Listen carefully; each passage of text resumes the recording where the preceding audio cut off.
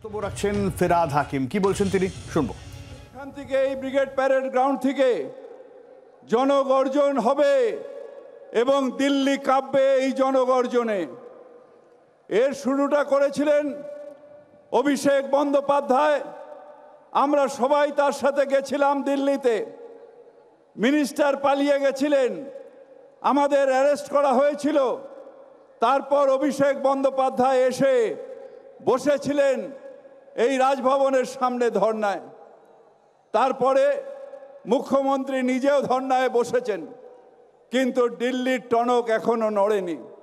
ধন্যবাদ জানাই মমতা বন্দ্যোপাধ্যায়কে যে 100 দিনের টাকা সেই গরিব মানুষদের এত কষ্ট হলেও রাজ্যের কোষাগার থেকে মমতা বন্দ্যোপাধ্যায় দিচ্ছেন। আর মোদিজি রোজ এসে খালি মিথ্যা কথা সারা বাংলায় বলে যাচ্ছেন। আমাদের সন্দেশখালি নিয়ে মিথ্যা কথা বলছেন, বিভিন্ন জায়গায় মিথ্যা কথা বলছেন। কোনো সিবিআই ইডি সন্দেশখালির সমাধান করতে পারেনি, কোনো বিজেপি সিপিএম সন্দেশখালির সমাধান করতে পারেনি। সন্দেশখালিতে আমাদের প্রশাসন উত্তম সর্দার এবং শিবু হাজরাকে অ্যারেস্ট করেছিল, সাথে সাথে নারী লাঞ্ছনা যেদিন রিপোর্ট হয়েছে সেই দিন অ্যারেস্ট করেছে।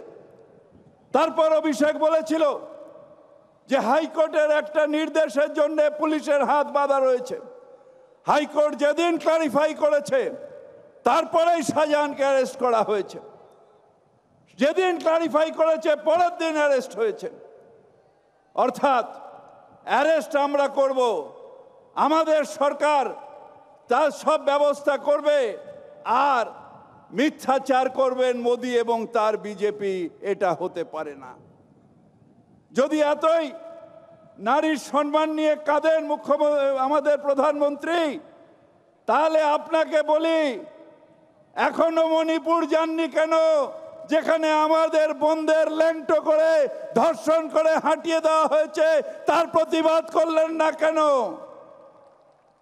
হাতরাসের প্রতিবাদ করলেন না কেন? উন্নয়নের প্রতিবাদ করলেন না কেন? এই 1 সপ্তাহ আগে কানপুরে ধর্ষিতা হয়েছিল, তাদের জোর করা হয়েছে কানপুরের ইউপি পুলিশ দিয়ে, তাই তার বাবা আত্মহত্যা করেছে। তার প্রতিবাদ কোথায় গেল? আসলে দেশটাকে বিভাজন করার চেষ্টা করছেন। লজ্জা লাগে না যখন কেউ নামাজ পড়ে আর তাকে এসে লাথি মেরে তাকে তুঠিয়ে দেয় দিল্লির পুলিশ? অর্থাৎ পুলিশের মধ্যেও, অমিত শাহ পুলিশের মধ্যেও বিজেপি ঘৃণা কতটা সঞ্চার করেছে যে সেখানে একটা জাতি সে তার ধর্মীয় অনুষ্ঠান করছে, তাকে এসে লাথি মারছে, তাকে এসে ডান্ডা মারছে। এটা বাংলায় হয় না, এটা বাংলায় আমরা ভাবতে পারি না। বাংলায় আমরা হিন্দু, মুসলিম, শিখ, ইসাই সবাই ভাই ভাই একসাথে থাকতে চাই। তাই আমরা মমতা ব্যানার্জির নেতৃত্বে সারা বাংলায় সুরক্ষিত আছি। যারা এটাকে ভাঙার চেষ্টা করছেন, দু চারটে আছেন, তারা আমাদের মধ্যে ছিলেন। তারা নীতির কথা বললেন, আদর্শের কথা বললেন।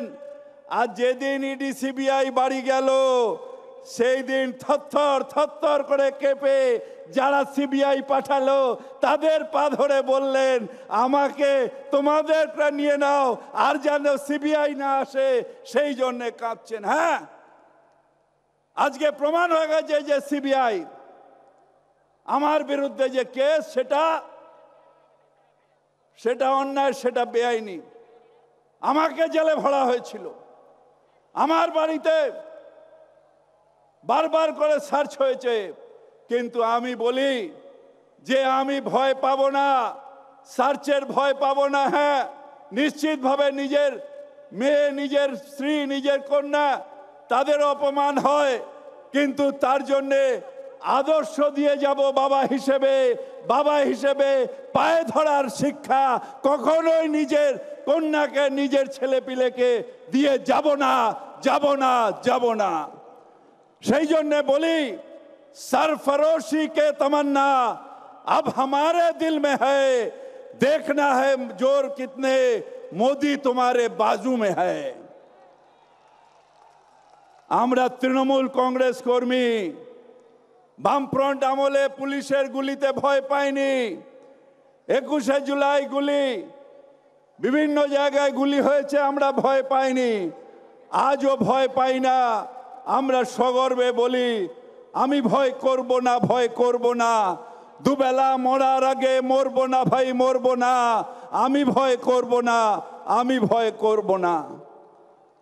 অন্যায় হচ্ছে চারিদিকে।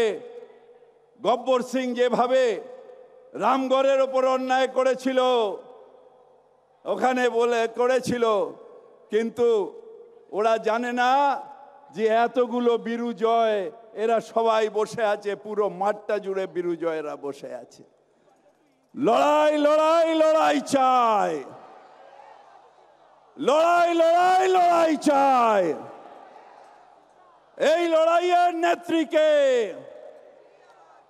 এই লড়াইয়ের সেনাপতিকে, লড়াই লড়াই লড়াই চাই। বিজেপি দেখি তোমার ক্ষমতা কত। আমরা লড়ছি, আমরা লড়বো, হয় জিতবো নয় মরবো। বাংলার আওয়াজ, বাঙালির আবেগ, জি 24 ঘন্টা।